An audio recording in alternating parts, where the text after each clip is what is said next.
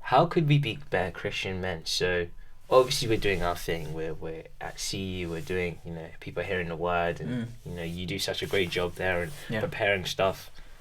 What's next? Yeah. How do we stay like this? Because for me, I was reading a book. I just finished it last night, The Gospel Online, and it was talking about not just being in a Christian bubble. Yeah.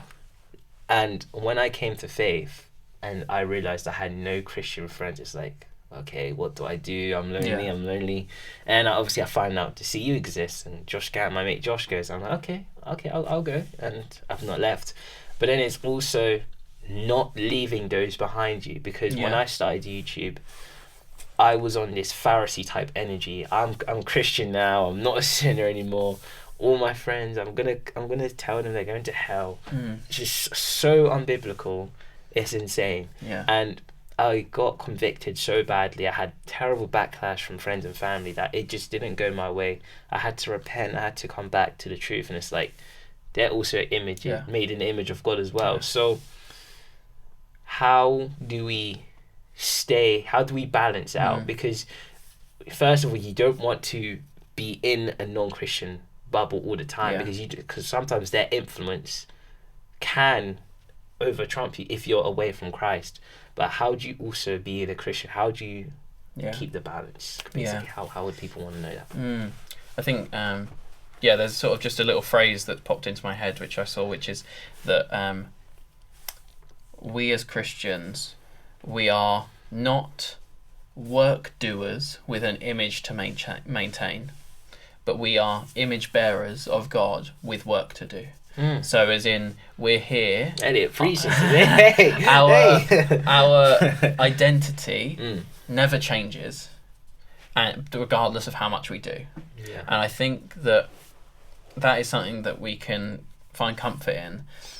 But I think, going back to the question a bit of how can we be better Christians as men, is show other men and other friends sort of undeniable love that is different from anything else that they've ever known. Yeah. Show them love and care and attention, and that they don't get from non-Christians. Sort of, don't be completely selfless in your way of attention. If someone's talking about something and realistically you don't care what they're talking about, but sort of be interested in what they're talking about, because Christ loves them. And so you should love them too. And so whatever they're talking about is important to them. Yeah. And so it's little things like that is sort of having respect within conversations to listen, and to listen well, and to talk about things that people enjoy.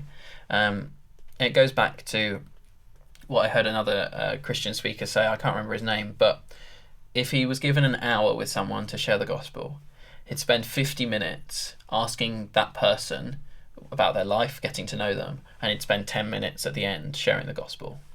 As in, and what that really means is, it matters how much we know someone. It matters about someone how we share the gospel. Yeah. Because each person is different.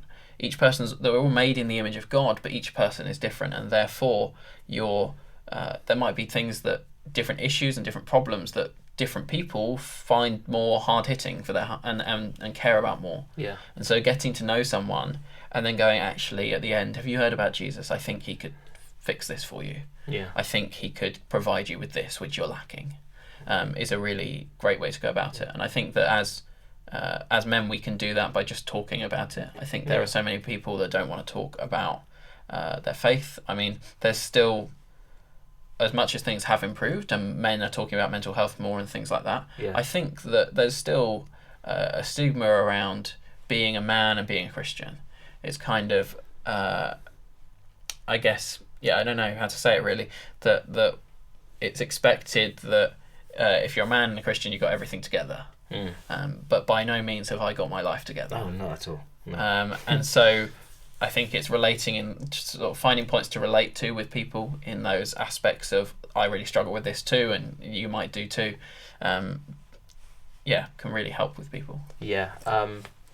I saw a video the other day, and it was David Goggins and all these males. They're all talking about how it's all about you. You're the only one. Only you cares, and it's this this idea of trying to get your life together by yourself, and it's just like, it's just not biblical. Like, I obviously get what you're trying to do. You're trying to improve your life. You're trying to fulfill yourself, of course. Yeah. Maybe lose weight or try to get a job, make more money, but none of that stuff can bring you to heaven. Like, it just can't. And at the end of the day, like, you're gonna have to retire. You won't. You would have to stop going gym. And then what? The depression comes back, or it all comes back. So it's like, with Christ, what I've learned is that he never retires. He never gets tired. He's always there.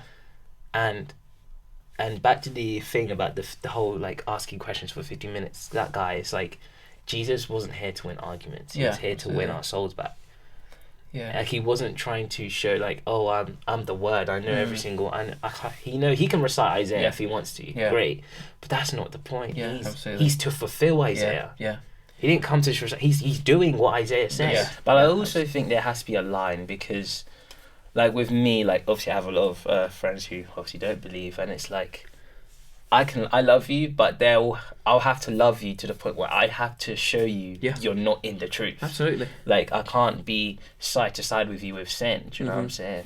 Like, I think there has to be a point, but again, that has to be done in a loving way. Absolutely. And that is really tough, because conversations like that can go left. That can just go when they just don't agree with you. But also they can disagree with you. But if you're doing everything you've learned from the Bible and how Jesus dealt with sin with other people, you're in the right. It's just them. That's a them problem. But if you're actually going out there condemning them like how I used to, and you're getting bad, that's not going to bring them closer to Christ. That's not going to bring them to faith. So we also need to watch how we speak. And that is very difficult with the friends I have, and I wouldn't say it's their influence, it's also a bit of me as well, and how childish I can be sometimes, but we have to watch what we say. I think there's no greater love to sort of to show someone than to show them Jesus. And so as much as we can love others by listening to them and sort of accepting them for who they are at that point, it would be dishonest of us to not tell them of Jesus. If we truly believe who he is, then it's so important. I mean, it's like, I think C.S. Lewis said it, I mean, it might be wrong, but Christianity, if false, means absolutely nothing. If it's true, it's the most important thing ever. Important. They cannot be moderately. It cannot be moderately important. I literally read that quote last night. Honestly.